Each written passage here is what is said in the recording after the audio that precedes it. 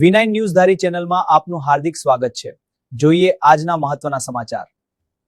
અમરેલી જિલ્લાના ધારી તાલુકામાં નગરપાલિકાની ચૂંટણીને લઈને રાજકીય ગરમાવો જોવા મળી રહ્યો છે।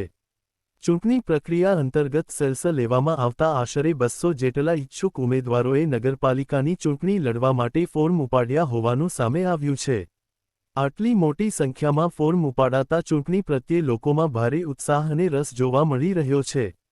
વિવિધ રાજકીય પક્ષો તેમજ અપક્ષ ઉમેદવારો દ્વારા પણ ચૂંટણીમાં ભાગ લેવા માટે તૈયારી શરૂ કરી દેવામાં આવી છે।